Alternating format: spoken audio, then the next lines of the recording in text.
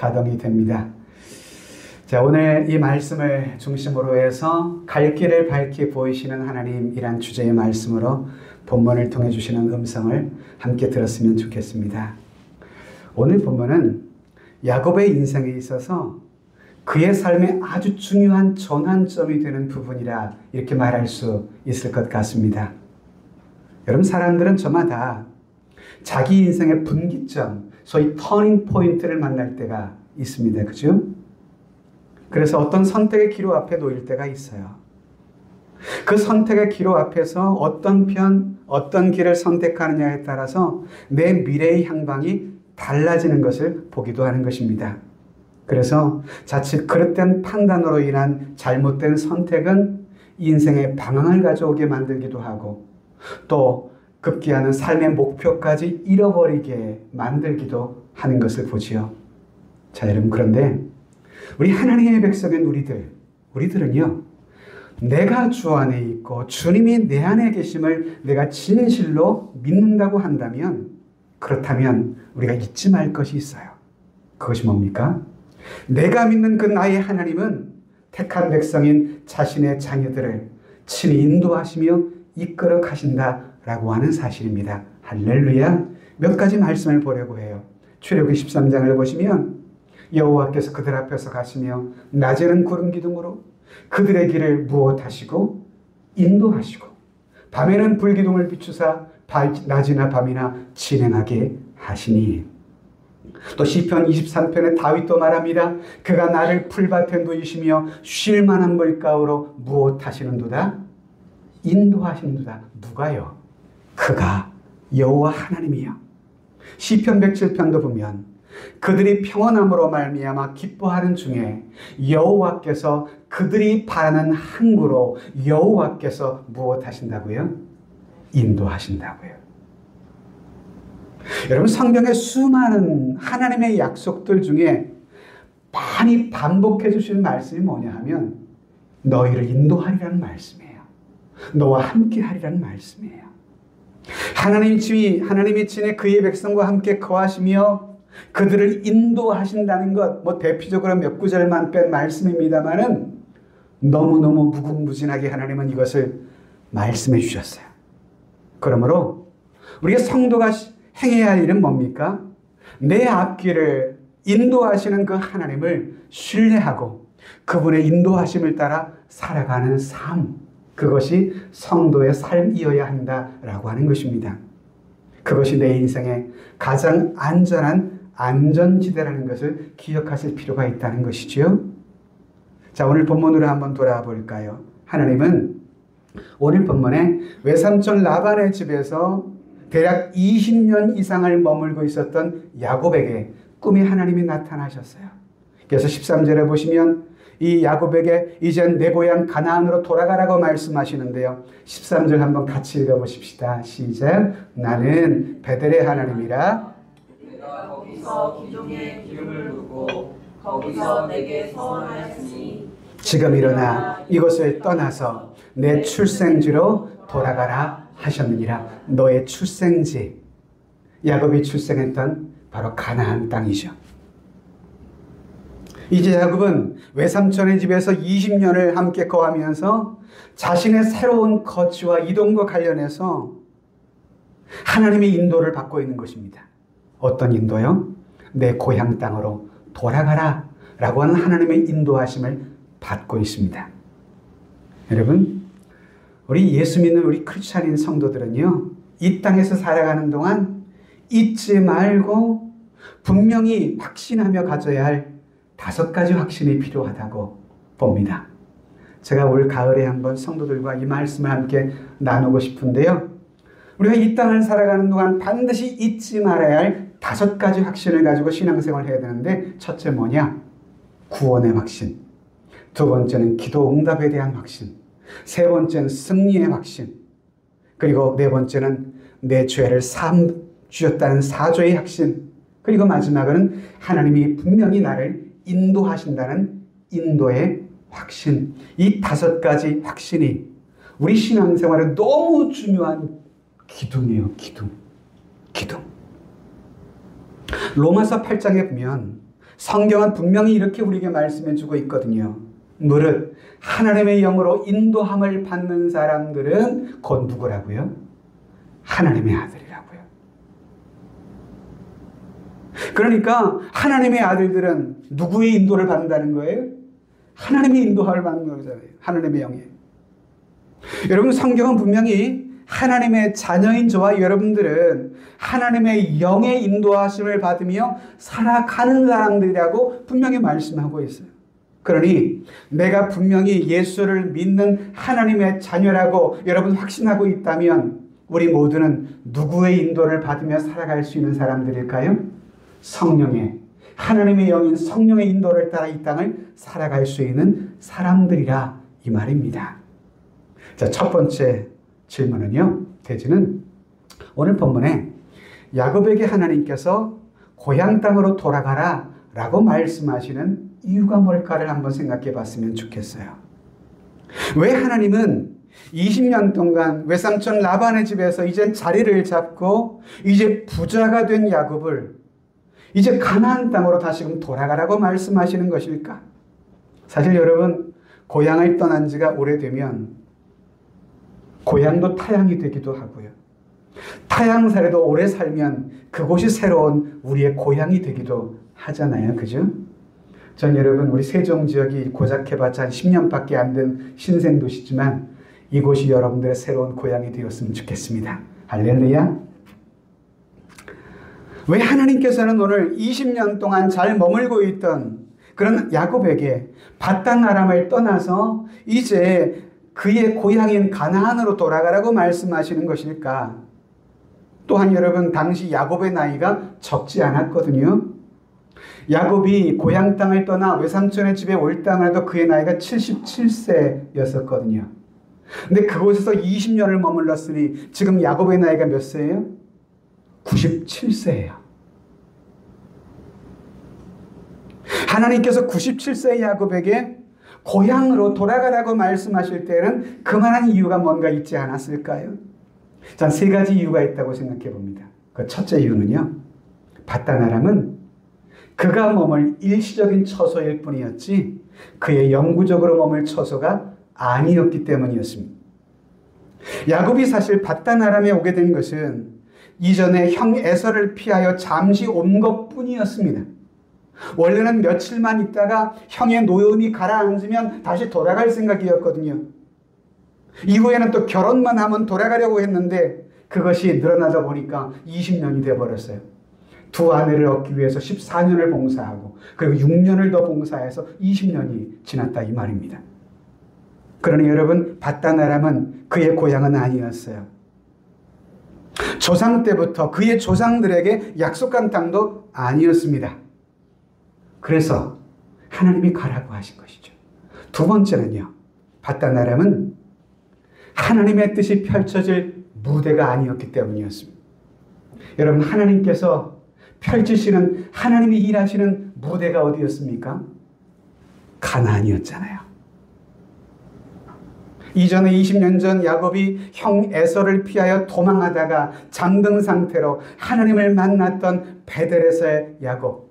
그때 하나님께서는 20년 전에 야곱에게 베델에서 뭐라고 말씀하셨느냐요? 창세기 28장을 보시면 하나님이 전에 20년 전에 이렇게 말씀하셨어요. 또 본즉 여호와께서 그 위에 서서 이르시되 나는 여호와니 너의 조부 아브라함의 하나님이요 이삭의 하나님이라. 내가 누워있는 땅을 내가 너와 내 자손에게 주리라.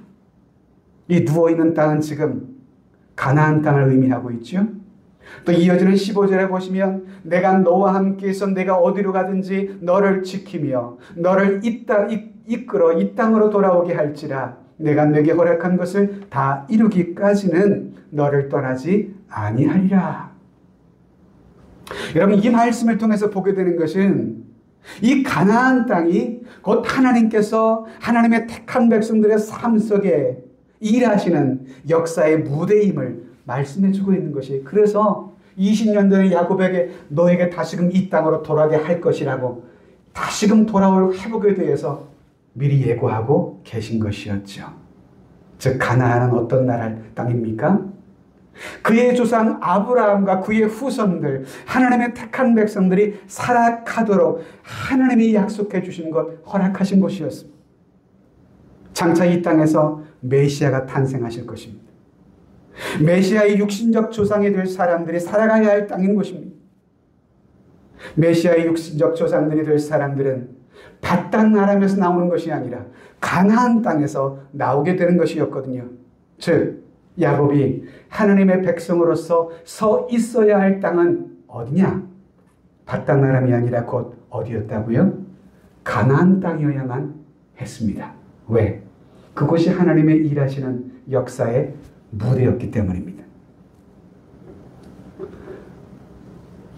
전 본문은 이런 사실에 중요한 도전을 준다고 생각해요.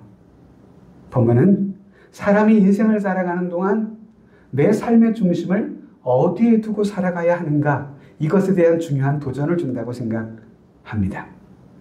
어떤 사람들은 삶의 중심을 자기 직장에다 두는 사람이 있어요. 먹어도 직장, 놀아도 직장, 휴가 박아도 직장, 늘 직장만 생각해요. 뭐 그래야 또 열심히 하죠.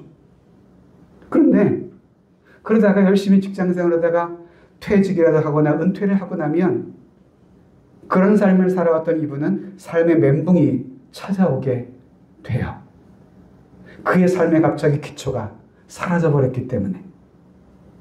그래서 인생의 길을 찾지 못하고 몸에 병이 나기도 하고, 그가 그동안 자신을 지탱해오게 만들었던 삶의 중심이 이제는 사라져버렸잖아요.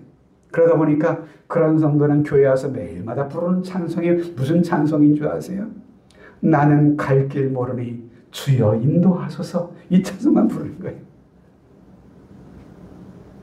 근데 신앙인이면서 또 어떤 사람은요, 그의 신앙의 삶의 중심을 어떤 정치단체, 어떤 피트니스 클럽, 선교단체에 두는 사람도 있습니다. 특별히 그 가운데 선교단체를 한번 얘기해 보고 싶은데요. 여러분, 선교단체는 일정한 어떤 하나님 나라를 이루기 위한 목적을 이루기 위해 설립된 공동체이지 하나님을 예배하는 공동체는 아니에요. 선교단체는 교회가 다 감당하지 못하는 일정한 어떤 영역의 부분에 있어서 그 일을 함께 헌신함으로 넓은 의미의 하나님의 나라를 확장해 나가도록 이루어가는 기관이 선교기관이지 그곳이 교회는 아니라고요. 여러분, 그러므로 하나님의 뜻이 이 땅 가운데 이루어지게 만드는 하나님이 세운 공동체는 어느 곳인가? 주님이 친히 당신의 핏값으로 세우신 교회뿐입니다. 하나님은 지금도 그래서 교회를 통해서 성도들에게 은혜를 베푸십니다. 교회를 통해서 지금도 당신의 뜻을 이루어 나가고 계십니다. 교회를 통해 지금도 선교의 사명을 감당하게 하시고요. 교회를 통해 이 땅에서 하나님의 나라를 확장하게 하고 계십니다. 그래서 성도는요, 우리 신앙의 삶의 중심을 교회에 두어야 해요. 교회는 예배가 있고 기도가 있고 봉사가 있는 것이에요. 오늘 하나님께서는 야곱에게 그의 삶의 중심을 이제 바꾸라는 거예요. 바딴 사람이 아니라 하나님이 일하시고 역사하시는 무대의 현장, 그곳으로 옮기라고 말씀하시는 겁니다. 내 삶의 중심을. 신앙생활을 하는 성도에게 교회는요, 내 영혼과 믿음의 중심입니다. 신앙생활을 한다고 하면서 이 교회를 중심으로 한 신앙의 삶의 중심이 흔들거리게 되면 신앙의 방황을 가져오는 분들이 적지 않아요. 주일이 되면 내가 출석할 수 있는 교회가 있다는 것이 얼마나 감사한 일인가요? 할렐루야. 아멘이 없네. 우리가 함께 예배할 수 있는 공동체가 있음이 감사인 줄을 아시면 아멘. 강요된 대답이 아니시기를. 내가 필요할 때면 가서 기도할 장소가 있다는 것이 얼마나 소중해요. 주일에 오면 함께 만나서 교제할 성도들이 있다는 것, 함께 주의 말씀을 나누고 함께 또 하나님의 나라와 교회를 위해서 함께 봉사할 수 있는 동역자들이 있다는 것, 저와 여러분들의 삶의 중심이 교회이기를 소망합니다. 여러분들의 삶의 중심에 교회가 주변으로 미뤄지게 되면 바단 아람에 머물고 있던 야곱처럼 방황하는 인생을 살아가게 되더라는 거죠. 여러분 기억합시다. 야곱에게 있어 바단 아람은 일시적인 처소였을 뿐이지 그가 가야 할 가나안 땅, 곧 그의 교회는 바로 그곳이었습니다. 또 바단 아람에서 가나안으로 가라고 하신 셋째 이유는요. 야곱이 바단 아람에서 20년을 비록 살았을지라도 그곳에서 그는 마음대로 거주지를 옮길 수 있는 형편이 아니었기 때문이었어요. 자, 무슨 얘기인가요? 여러분, 지금 야곱에게 아내가 몇이 있었죠? 레아와 라헬, 그리고 두 여인의 몸종 여인까지 있으니까 총 4명의 여인들이 있었어요. 그런데 아내가 4명이나 되어도 자신의 소유가 아닌 거예요. 야곱의 입장에서는. 자식이 무려 야곱에게 12아들이나 있었잖아요. 근데 그 아들들도요, 자신의 소유가 아닌 거예요. 이게 무슨 얘기냐고요? 당시 유대인의 법을, 유대법을 보셔야만 하는데요. 유대인의 법은 주인이 종에게 만일 아내를 얻어주게 되면 후에 종이 주인을 떠날 때가 있잖아요. 그러면 본인만 떠나야 돼요. 준 아내하고 낳은 아들은 다 두고 가야 돼요. 그들은 그의 소유가 아니에요. 혼자 떠나야 돼요. 혼자. 그러니까 여러분, 이런 법을 기준해서 오늘 야곱의 현 상황을 좀 보면, 여러분, 야곱은 아내도 자신의 것이 아니라 누구의 것이에요? 외삼촌 라반의 것이고, 자식들도 내 것이 아니라 누구의 것이에요? 외삼촌의 것이고. 그러다 보니까 이 외삼촌 라반이 야곱에게 43절 본문을 보시면 이렇게 야곱에게 말한 것입니다. 라반이 야곱에게 대답하여 이르되 딸들은 내 딸이요, 자식들은 내 자식이요, 양떼는 내 양떼요, 내가 보는 것은 다 내 거야. 이렇게 말할 수 있는 거예요. 내가 오늘 내 딸들과 그들이 낳은 자식들에게서 네가 과연 뭘 할 수 있겠니? 라고 조롱 섞인 목소리로 야곱에게 지금 비아냥거리는 거예요. 삼촌이. 즉 무슨 말입니까? 나가려면 너 혼자 나가라. 이 말을 하고 있는 겁니다. 삼촌이. 전 성경을 읽다가 야곱이 20년 만에 외삼촌의 집에서 이제 나오는데, 이 나오는 장면을 보면 이 처자식을 데리고 바단 아람을 떠나 나오잖아요. 근데 야반 도주하듯이 도망치듯 나오더라 이 말이에요. 뭘 잘못해서 야반 도주하듯 도망 나와야 했을까? 궁금증이 바로 여기 있었어요. 대답이. 법적으로 처자식에 대한 모든 소유권이 누구에게 있었기 때문에? 삼촌에게 있었기 때문이었어요. 그런 상태였기 때문에 그동안 야곱은 언제 떠나야 할지, 어떻게 떠나야 할지조차 스스로 결정할 수 없던 상황이었는데요. 바로 이런 상황 중에 하나님이 야곱의 꿈속에 나타나셔서 그의 갈 길에 대해서 말씀하신 것입니다. 예레미야 선지자는 예레미야 10장 23절에 이런 말씀을 하신 적이 있어요. 여호와여, 내가 알거니와 사람의 길이라는 것이 자신에게 있는 것이 아니라 걸음을 지도함이 걷는 자에게 있지 아니함이니라. 무슨 얘기예요? 사람이 스스로 자기의 걸음을 다 걷고 계획하는 것 같지만 하나님만이 사람이 가는 길들을 참으로 아시고 바르게 인도할 수 있다는 그런 말씀인 셈이죠. 그래서일까요? 솔로몬은 잠언서 3장에 이런 말씀을 우리에게 가르쳐 줍니다. 너는 마음을 다하고 여호와를 신뢰하고 내 명철을 의지하지 마라. 너는 범사의 그를 인정하라. 그러면 너의 길을 무엇하시리라? 지도하시리라. 우리가 갈 바를 알지 못하는 현실 앞에서 참으로 하나님을 의뢰하고 기도한다면 하나님은 분명 저와 여러분들의 삶의 앞길을 인도해 주실 줄을 믿고 확신하며 이 땅을 살아가실 수 있게 되기를 주님의 이름으로 축복합니다. 자, 두 번째, 우리 큰 대지로 볼 두 번째 제목은요, 하나님이 야곱을 인도하시기 위해 사용하신 3가지 방편들이 본문에 있더라고요. 여러분, 우리 이 사례를 통해서 지금도 하나님은 우리를 인도하시기 위해서 어떤 요소와 방편을 가지고 우리를 인도하실까를 도전받는 중요한 전례가 될 수 있다고 생각해요. 하나님이 야곱을 어떻게 인도하셨을까? 세 가지 중요한 방편이 있는데요. 그 첫 번째는 뭘까요? 그것은 지금 야곱이 처한 처지가요, 떠날 수밖에 없는 상황에 놓이게 됐어요. 즉, 왜 야곱을 하나님이 어떻게 인도하셨어요? 상황이 그렇게 만들게 하셨어요. 하나님이. 상황이 그를 떠나도록 요구하고 있는 상황이었습니다. 자, 오늘 여러분 본문 1, 2절을 보실까요? 같이 한번 천천히 읽어봅시다. 시작. 야곱이 라반의 아들들이 하는 말을 들은즉 야곱이 우리 아버지의 소유를 다 빼앗고 우리 아버지의 소유로 말미암아 이 대은 재물을 모았다 하는지라. 야곱이 라반의 안색을 본즉 자기에게 대하여 전과 같이. 야곱이 가만히 보니까 상황이 변했어요. 20년 동안 머물면서 야곱은 이제 거부가 됐습니다. 부자가 됐어요. 그러자 장인이 자신을, 사위를, 자기를 바라보는 모습이 안색이 달라지더라 이 말이에요. 또 그의 아들들인 그 아들들의 안색 또한 샥 변하더라 이 말이죠. 즉 자기를 대함이 예전과 같이 달라졌다는 것을 야곱이 느끼게 됐어요. 사실 여러분, 야곱이 부자가 된 것은 하나님의 은혜요, 도우심 때문이었거든요. 여러분, 부자가 된다는 것이 노력한다고만 되는 것은 아니더라고요. 세상에 여러분, 노력하지 않는 사람이 어디 있겠어요?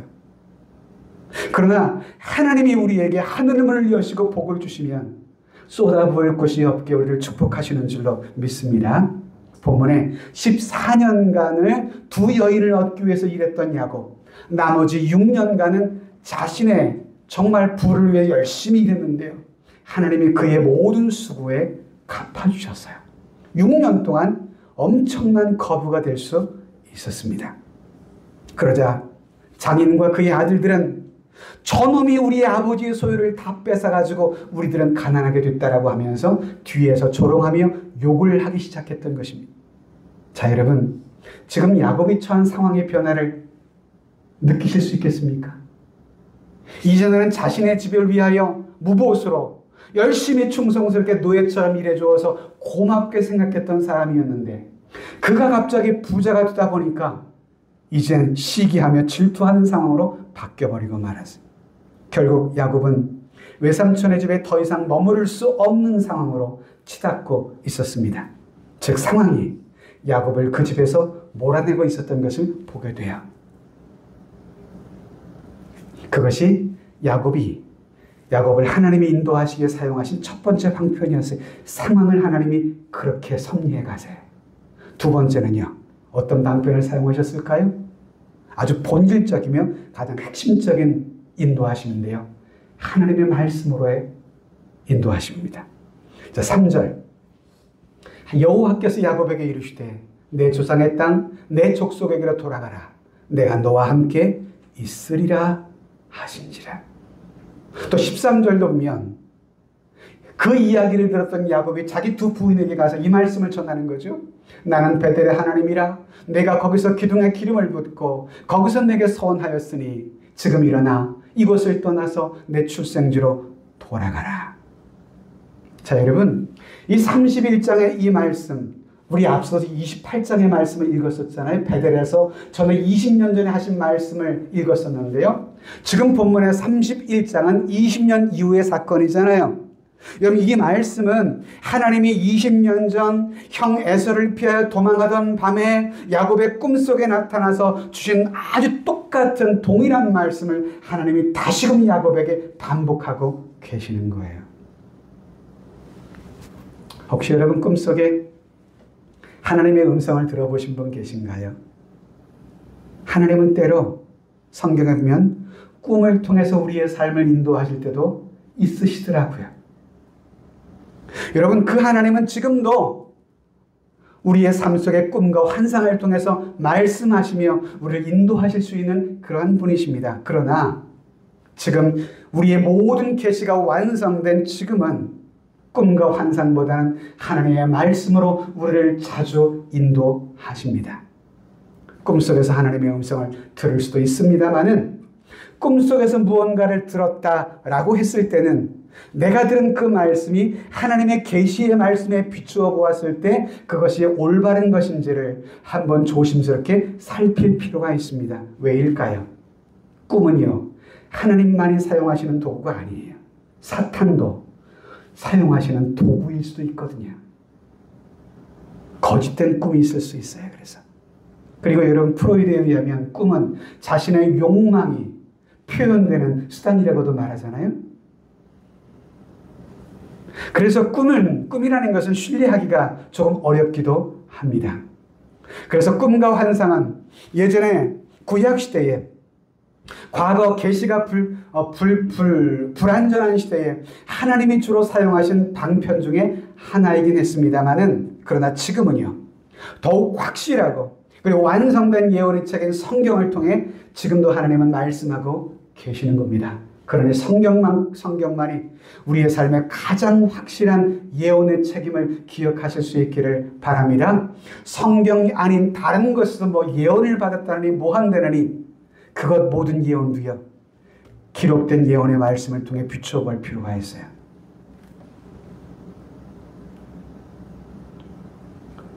그래서 교회는요, 성경 공부를 많이 강조하는 거예요. 제가 굳이 이렇게 자막을 만들어서 이런 말씀 한 구절 한 구절을 준비해서 띄워놓는 이유는 말씀을 통해 분명한 믿음의 근거와 확신을 가지고 말씀을 들으시라는 의미에서 자막을 준비해 놓고 여러분들에게 설교하는 것입니다. 여러분, 사실 성경의 중요한 이유가 우리 주변에 수많은 이단들이 있잖아요. 여러분, 이단들이 성경을 안 가지고 이단이 되는 게 아니에요. 이단도요, 우리가 들고 있는 이 똑같은 성경 가지고 이단이 돼 있어요. 지금도 이단도요, 그들의 예배 속에 성경 가지고 설교한다니까요. 성경을 얘기 안 하기 때문에 이단이 된 게 아니에요. 성경을 가지고 있지만 성경을 바르게 해석하지 못하기 때문에 이단이 돼요. 그래서 여러분, 매일마다 말씀을 이렇게 듣잖아요. 여러분들은 어쩌면 제가 한 10여 년 가까이 신학 공부했던 신학의 메시지를 여러분들도 함께 배우는 중이에요. 그래서 교회 안에서 신앙생활을 오래 꾸준하게 잘한 사람들은요, 이상한 교회에서 말씀을 딱 듣다 보면 이건 뭔가 좀 말씀이 이상한데 딱 느낍니다. 근데 그게 훈련이 안 된 성도들은요, 이게 이단인지 아닌지 분별력이 희미해지는 분들이 종종 있는 거죠. 여러분, 그래서 하나님께서 오늘도 예배를 통해 주의 종의 입술을 통해 여러분들에게 예언의 말씀을 전하게 하시고 오늘도 듣게 하시는 겁니다. 자, 첫째는요, 상황의 요구. 두 번째는 하나님의 말씀의 직접적인 인도. 마지막 셋째는요, 하나님이 우리를 인도하시는 세 번째 방편은 주변 사람들로부터의 인정이었습니다. 자, 조금 전에 13절에 보았듯이 야곱은 잠에서 깨어나서 하나님이 자신의 꿈에 나타나서 내 고향 땅으로 돌아가라 라고 하신 이 하나님의 말씀을 그의 아내들에게 전했다고 했잖아요. 하나님이 고향으로 돌아가라 하셨다 하니 그 말을 들었던 레아와 라헬, 이 두 자매는 평소 그리 사이가 좋지 않았던 자매 아닙니까? 그럼 레아와 라헬마저도 이 남편 야곱의 말에 대해서 적극적으로 지지를 해 주었어요. 두 여인이다.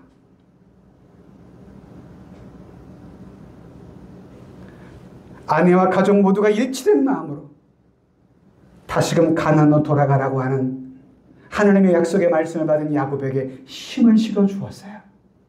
여러분, 우리 믿음의 가족 여러분, 특별히 아내 여러분, 남편이 힘을 잃었을 때 아내의 격려는 참 중요해요. 만약에 여기서 야곱이 하나님이 내게 이렇게 말씀하시는데 어떻게 할까? 했더니 무슨 소리야? 내가 평생 태어난 살은 곳이 여기야. 어딜 떠나? 난 못 가. 이러면 야곱이 혼자 가야 되잖아요. 여기에 부부가 함께 남편의 말에 지지를 해준 거예요. 그러면서 오히려 여러분 아내들은 하나님이 당신에게 말씀하신 대로 당신은 이제 다 준행하라. 같이 해볼까요? 다 준행하라. 조금 전에 그렇게 말했잖아요. 16절 맨 끝절에 하나님이 당신에게 이르신 대로 다 준행하세요. 다 지키세요. 이렇게 가족들이 남편을, 아버지를 다 지지해 주었어요. 그래서 야곱이 용기를 내서 드디어 20년 만에 자신의 처자식들을 데리고 도망쳐 나올 용기를 냈던 것 아니겠습니까? 즉 야곱은 본인과 가장 가까운 가족들에게 인정을 받았음을 볼 수가 있어요. 그들의 지지가 없었다면. 전 말씀을 준비하며 저 자신을 한번 돌아보는 시간이 있었어요. 지금은 뭐 한 10여 년 전에 소천하신 아버님이셨죠. 15년, 10년이 뭐야? 20년이 훌쩍 넘으셨네요. 소천하신 아버님께 감사했던 것이 제가 고등학생 시절에 신학을 하겠다며 나설 때만 해도 저희 부모님 두 분은 쌍수를 들고 환영한 게 아니었습니다. 극심히 반대했습니다. 적지 않은 신앙의 핍박이 많았죠. 신학을 공부하던 대학생 시절에는 한 달에 한 번 집에 가는 것이 너무도 힘든 경험이었습니다. 매달마다. 보통 집에 가면 반가워야 되는데 왜? 집에 가면 신학교 다닌다고 어머님이 계속 뭐라고 하시니까 그거 듣기가 너무 불편한 거예요. 그거 한 번 듣고 오면 한 주간 마음앓이를 해야 하니까. 그렇게 이후에 신학대학원까지 마치고 강도사를 지나 목사 안수를 받게 됐는데요. 그땐 저도 결혼해서 한 가정을 이뤘을 때였죠. 그 목사 안수식에 저희 아버님은 처음으로 태어나셔서 교회라는 것을 처음 밟아보셨어요.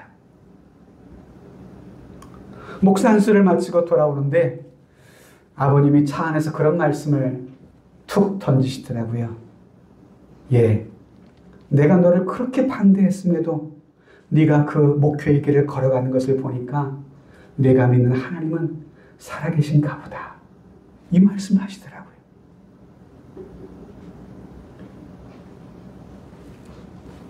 이후에 우리 부부의 기도의 응답으로 얼마가 지나 아버님은 교회를 등록하고 성실하게 신앙생활을 하고 집안의 제사 문제도 완전히 깔끔하게 다 폐지하고 교회 집사로서 하나님을 섬기다가 하늘의 부르심을 받고 떠나셨습니다. 여러분, 어떤 사람이 목회의 길을 걷겠다고 하는데 그 사람이 목회의 길을 걸음에 있어서 아무도 지지해 주지 않는다면 그 사람은 목회의 길을 걸으면 안 되는 사람이에요. 목회에 있어서 가족들의 신뢰와 인정, 그리고 목회하는 성도들의 인정은 목회자에게 너무도 중요한 요소와 힘이 되는 것입니다. 제가 앞에 설교하고 있지만 저를 여러분들이 하나님의 종으로 목회자로 존중하고 인정해 주지 않으면 전 이 사역을 감당할 수가 없는 것입니다. 여러분, 이런 요소들이 지금도 하나님이 당신의 사람들의 가는 길을 인도하시는 중요한 방편과 요소들이라 이 말이죠. 말씀을 한번 정리해 보려고 해요. 야곱의 밧단 아람에서의 지난 20년 생활. 이제 그 생활을 마치고 그의 삶의 전환점, 터닝포인트에 와 있는데요. 와서 보니까 상황이 그렇게 요구되고 있었고 하나님의 말씀이 자신에게 그렇게 인도를 하고 있었고 가까운 가족들로부터 성도들로부터 인정이 있었음을 야곱은 깨닫게 된 거예요. 이 세 가지가 일치하는 인도하심이라면 이것은 하나님이 인도하시는 안전한 길이다 라고 확신해도 전혀 여러분 문제가 될 것이 없으리라 생각합니다. 여러분, 누군가 무슨 환상을 보았든 꿈을 꾸었든지 이 세 가지 일치하는 것이 중요해요. 이것이 지금도 저와 여러분들의 삶을 인도하시는 세 가지 중요한 원리들입니다. 저도 세종하람교회를 개척함에 있어서 이 세 가지의 질문을 스스로에게 많이 해봤어요. 상황의 요구, 하나님의 말씀은, 그리고 가족들로부터의 나의 지지와 인정은, 이 세 가지가 다 맞아떨어질 수 있었을 때 뒤늦은 개척이지만 뭐 이제 시작한 건 아니에요. 이전부터 목회는 해왔으니까. 새로이 개척을 할 용기와 힘을 그래서 도전하고 낼 수 있었던 것이죠. 오늘도 새로 방문하신 분도 계시는데요. 사실 저희 교회는 2년 전에 저희 가족들 넷이서 시작한 교회 개척입니다. 낯설고 아무도 없는 그런 땅에 정말 십자가 하나 들고 이곳에 와서 사역을 시작하면서 했는데 함께 이렇게 예배할 수 있는 동역자가 있음이 얼마나 감사인지요. 우리 좌우분들 보시면서 같이 이렇게 인사해 볼까요? 만난 것이 하나님의 은혜입니다. 예. 하나님은 앞서 말씀드렸듯 하나님의 백성인 저와 여러분들을 하나님의 영 성령으로 인도하시겠다고 말씀하셨어요. 다시 말씀드리노니 여러분들의 삶의 중심을 교회에 두고 신앙생활을 해나가실 수 있기를 바랍니다. 여러분, 한 주간의 의미를 아시나요? 로마의 원력을 따른 것이라고 그렇게 말하기도 하지만 크리스천은 해석이 달라야 되잖아요. 일요일, 월, 화, 수, 목, 금, 토. 근데 우리는 그렇게 살지 않아요. 한 주간 쎄 빠지게 살다가 주일날 피곤한 몸을 가지고 주님 앞에 예배 온다고 생각하며 예배 옵니다. 그러니까 예배 오는 얼굴들의 표정들이 울상들이에요. 울상들. 피곤하시니까 사실은. 근데 의식을 좀 바꿔보실까요? 한 주간의 첫날에 지금 무슨 날부터 시작하죠? 일요일. 우리는 주일이라고 부르잖아요. 한 주간의 첫날을 하나님 앞에 예배를 드리고 예배해 주신 힘과 능력으로 내 6일을 세상 가운데 능력 있게 힘 있게 살리라. 그리고 또 한 주간의 첫날을 예배로 시작하고 또 그렇게 6일을 살아가고. 여러분, 똑같은 물론 7이겠지만 내 의식 구조를 어떤 방향에 두느냐에 따라서 삶을 대하는 자세와 태도가 훨씬 달라질 수 있는 것입니다. 여러분, 오늘 주일이 한 주간의 시작을 알리는 첫날이 될 수 있기를 바랍니다. 그래서 여러분, 우리는 교회를 통해 힘을 얻고 위로를 얻고 세상에서 살아갈 힘과 용기를 얻어야 됩니다. 반주해 주시겠어요? 그렇다면 여러분, 반드시 우리 또한 하나님의 구체적인 인도를 경험하며 살아가게 될 거예요. 그래서 먼 훗날 하나님이 인도하시는 삶 안이 내 삶의 가장 축복이었음을 우리가 깨닫게 될 것입니다. 오늘 말씀의 제목에 무엇다고요? 갈 길을 밝히 보이시는 하나님. 그래서 마지막으로 이 찬송을 좀 나누고 싶어요. 조금 까다로운 박자의 리듬이지만 나의 가는 길을 주님 인도하시네. 그는 보이지 않아도 날 위해 일하시네.